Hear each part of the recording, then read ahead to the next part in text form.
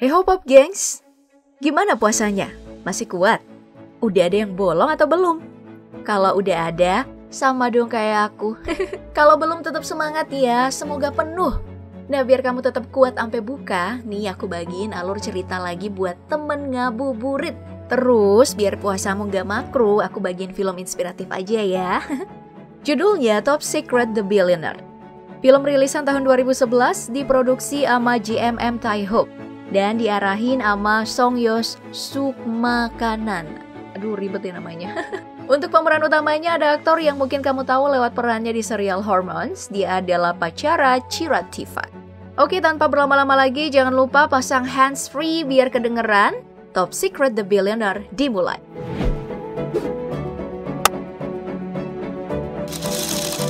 Cerita ini dibuka dengan kunjungan sang tokoh utama yang bernama Top ke sebuah bank untuk meminjam uang.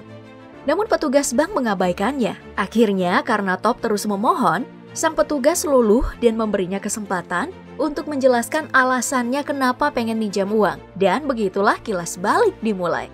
Semuanya dimulai saat Top masih SMA dan aktif bermain game online, bahkan di waktu pelajaran.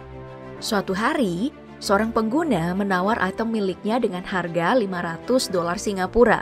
Top awalnya ragu, tapi karena urusannya cuan, dia akhirnya pergi minjam rekening pamannya untuk dikirim pada user yang pengen beli itemnya. Dan ternyata uangnya beneran dikirim sama user yang beli itemnya. Nah, disinilah jiwa bisnis Top mulai terlihat. Sejak saat itu, bisnis pertamanya sebagai pedagang item dalam game pun dimulai. Keuntungannya itu ya nggak main-main cuy. Dari jualan item itu, Top mampu pacaran pakai uang keringat sendiri. Asik. Terus beli mobil yang bikin doi jadi perhatian seisi sekolah. Juga beberapa unit komputer untuk main dengan banyak akun ampe lulus SMA. Sayangnya, semua kesenangannya itu hanya sampai di situ. Top gagal masuk PTN, yang mana bikin orang tuanya ngamuk dan gak mau biayain doi kalau kuliahnya di kampus swasta. Nah, saat debat sama ayahnya nih, si Top dengan pedenya bilang nih kalau dia tuh bisa biayain kuliahnya sendiri. Wajar sih, soalnya dia mikir kalau game bisa terus jadi penopang sampai lulus kuliah gitu. Ya, tapi begitulah kenyataan berkata lain.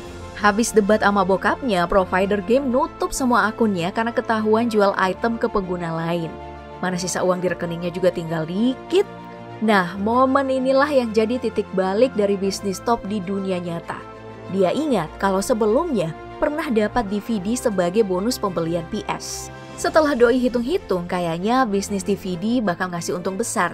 Jadi dia pergi ke toko tempatnya dulu beli PS buat ngambil 50 unit DVD. Cuman ada masalah nih, karena semua DVD itu ternyata barang KW yang rusak dalam sekali pakai. Top pun naik pitam pas nyadar kalau dirinya kena tipu dan langsung cus ke tempat beli DVD. Niatnya sih buat ngelabrak si penjual. Tapi malah Doski yang kena gampar. Setelah kejadian itu, bokap Top akhirnya nawarin buat biayain kuliahnya. Tapi karena gengsi, doi malah nolak tawaran bokapnya. Top pada akhirnya memang kuliah tanpa biaya dari bokap. Cuman, gimana ya? Biaya kuliahnya itu hasil dari gadein jimat bokapnya secara diam-diam. Tapi tetap ada bantuan dari bokapnya secara nggak langsung sih. Ya, begitulah intinya si Top ini tetap kuliah. Tapi itu pun gak lama. Karena beberapa minggu setelah ospek, si Top nemu mesin sangrai kacang otomatis yang narik minatnya buat bisnis kacang di sebuah acara expo. Itu gak sengaja sih. Awalnya dia ngajak pacarnya si Lin, tapi doi sibuk di ekskul teaternya. Jadi Top jalan sendirian, dan akhirnya singgah di expo buat nyari makan. Nah, seperti biasa, tanpa pikir panjang, si Top nyewa mesin itu. Dan akhirnya kena marah sama bokapnya. Dan begitulah ceritanya, sampai si Top bisa mulai bisnis ketiganya. Wah, kelihatan banget ya kalau Top jadi makin serius di titik ini.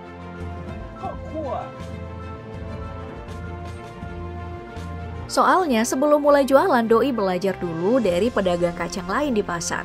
Sampai akhirnya doi sukses bikin kacang yang enaknya sama dengan pedagang-pedagang lain. Si Top pun mulai bisnisnya yang ini dengan nyewa stand di salah satu mall. Tapi di hari-hari pertamanya nggak ada satupun dagangan kacangnya laku. Sampai suatu hari, Top nemenin Lin pacarnya ke pasar. Dan di sana tanpa sengaja, dapat ilmu tentang pentingnya lokasi strategis dalam bisnis dari para mahasiswa yang lagi ngumpulin sumbangan. Nah, setelah momen itu, Top mutusin buat mindahin standnya ke pintu masuk utama mall. Kacang dagangannya itu pada akhirnya laris.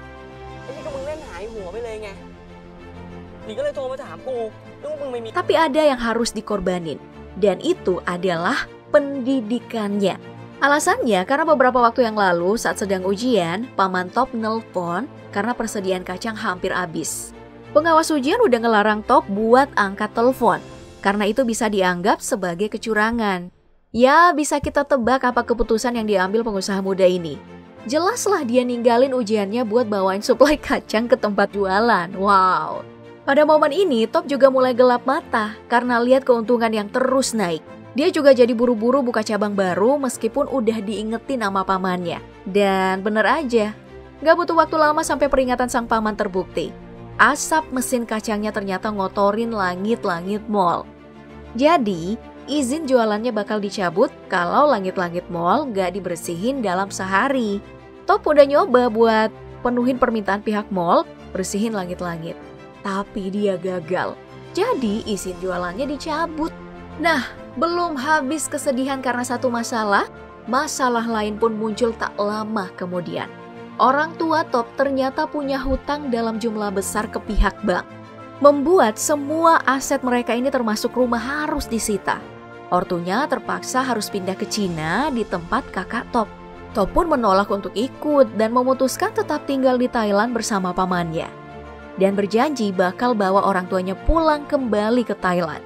Nah, masalah yang terus berdatangan ini pada akhirnya bikin Top butuh dukungan sosial dari orang. Jadi dia pergi nyamperin pacarnya Lin. Saat ketemu Lin, inilah dia dapat ide untuk bisnis keempatnya. Jadi ceritanya, Lin habis jalan-jalan ke suatu tempat dan bawa pulang cemilan rumput laut sebagai oleh-oleh. Top pun mencoba rumput laut itu. Dan semangatnya untuk berbisnis muncul kembali nih Pom Gengs. Dia pun pergi membeli rumput laut mentah, lalu mencoba menggorengnya sendiri. Dengan menjual semua barang yang dia punya untuk membeli bahan baku. Mulai dari mesin sangrai kacang dari bisnis sebelumnya, sampai perangkat komputer dari sisa kejayaannya sebagai gamers. Nah, langkah pertama yang dia lakukan adalah minta saran ke seorang dosen teknologi pangan soal cara agar rumput lautnya bisa tahan lama. Lalu berlanjut ke puluhan eksperimen yang ngabisin hampir semua bahan bakunya. Nah, fase ini jadi bagian tersulit. Karena nggak ngasilin satupun rumput laut yang enak. Cobaan lain pun muncul ketika sang paman mengalami kecelakaan saat menggoreng rumput laut. Namun, cobaan itulah yang mendatangkan keajaiban. Top mencoba menggoreng rumput laut terakhir yang tergeletak di lantai. Dan sebelumnya terendam air hujan. Ternyata hasilnya cukup enak setelah dicoba olehnya. Dan sang paman yang masih terbaring di rumah sakit. Top pun mulai berjualan lagi di pintu utama mall. Kali ini bisnisnya cukup berhasil dan dia yakin dapat memenuhi target 1 juta baht per tahun untuk memulangkan orang tuanya ke Thailand. Namun, setelah tahu kalau hutang ayahnya mencapai jumlah 40 juta baht,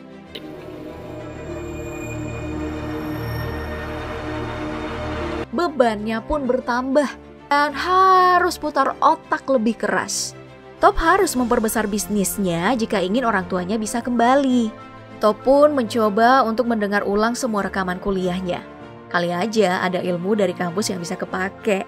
Tapi karena baterai perekamnya habis, dia pergi ke 7-Eleven untuk belanja. Nah, saat mendengar materi tentang strategi bersamaan, Top gak sengaja merhatiin soal gerai 7-Eleven yang ada di mana-mana. Dari situlah dia dapat ide, kemana harus menjual produk rumput lautnya. Top pun lalu mendatangi kantor 7-Eleven dengan maksud presentasi mengenai produknya. Namun, presentasinya ditolak karena kemasan yang tidak menarik dan harga produknya cukup mahal untuk konsumen 7-Eleven. Hal tersebut akhirnya membuatnya pulang dengan penuh rasa kecewa. Saat tiba di rumah, Top mendapati Lin sedang menunggu depan pintunya. Pertemuan itu langsung berubah jadi debat panas antara mereka berdua. Perdebatan itu pun berakhir dengan putusnya hubungan mereka. Si Top juga masih sayang sih, cuman pas ada niat mau balikan, ternyata si Lin udah punya cowok baru, ya ampun. Nah, oke, kita balik lagi ke cerita. Setelah putus sama Lin, si Top nggak ambil jeda sedikit pun dan langsung pergi ke konsultan brand buat minta dibikinin kemasan baru. Terus, pas kemasannya udah jadi, dia langsung ke 7-Eleven lagi buat presentasi. Cuman, pas nyampe di sana, Top nggak sempat ketemu sama manajer pemasaran 7-Eleven. Karena Doi langsung cus setelah kelamaan nunggu dan ninggalin produknya gitu aja di lift saking putus asanya, Top pun hubungin emaknya buat sampein niatnya buat nyusul keluarga ke Cina. Tapi di saat bersamaan, ternyata produknya yang ditinggalin itu dicoba banyak orang di kantor 7-Eleven dan bikin mereka tertarik masarin produk rumput lautnya. Setelah produknya diterima sama 7-Eleven, keadaan gak langsung berubah sih. Soalnya ada beberapa syarat yang harus dipenuhi sebelum masuk gerai. Mulai dari harus punya pabrik yang bakal diinspeksi sama Badan Pengawas Makanan, sampai harus capai target produksi yang ditentuin 7-Eleven. Nah, inilah alasannya si Top sampai mau minjem duit gede ke bank dan nyertain seluruh kisah hidupnya ke kita. Cuman nih, karena umur Top baru 19 tahun, ditambah orang tuanya ada riwayat hutang juga, jadi bank tetap gak bisa minjemin duit. Gak kehabisan akal, si Top akhirnya jual mobilnya untuk dijadiin modal. Terus habis itu Doi renov ruko bapaknya yang disita sama bank buat dijadiin pabrik demi mangkasin biaya produksi. Dari sini ada masalah lagi nih. Karena setelah diinspeksi sama pihak 7-Eleven dan Badan Pengawas Makanan, ada banyak standar yang belum pabriknya penuhin. คุณเนี่ยไม่ได้มาตรฐานตามที่เรากำหนดนะคะคุณพิพัฒน์ เช่นอะไร นั่นนะคะหลอดไฟไม่มีฝาครอบ Doi pun sempat mau nyogok loh karena disuruh sama sang paman. Tapi nggak jadi sih, karena dia ingat dulu ibunya pernah dikatain security mall gak mendidik anak dengan baik. Dan ternyata keputusannya untuk gak nyogok berbuah baik nih. Pabriknya lolos inspeksi dan diizinin masuk gerai. Jadi langkah selanjutnya adalah menuhin target produksi. Semua target itu pada akhirnya berhasil Top penuhin. Tapi pengirimannya hampir gagal karena terlambat sejam bawa barangnya ke gudang penyimpanan.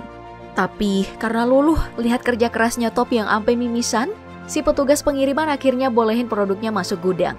Top pun langsung nelpon emaknya setelah semua hari yang melelahkan itu. Duh, sedih banget ya, terharu aku. Dan film ini pun berakhir dengan sejumlah narasi soal kabar Top sekarang. Ya, setelah 2 tahun kerjasama dengan 7-Eleven, Top akhirnya bisa ngelunasin semua hutang orang tuanya dan pulangin mereka ke Thailand. Doski juga punya kurang lebih 2.500 karyawan. Terus produknya ada di lebih dari 6.000 gerai cabang 7-Eleven. Cemilan rumput lautnya itu juga diekspor ke 27 negara di seluruh dunia. Dan hingga saat ini, Doi udah punya kebun rumput laut sendiri di Korea Selatan.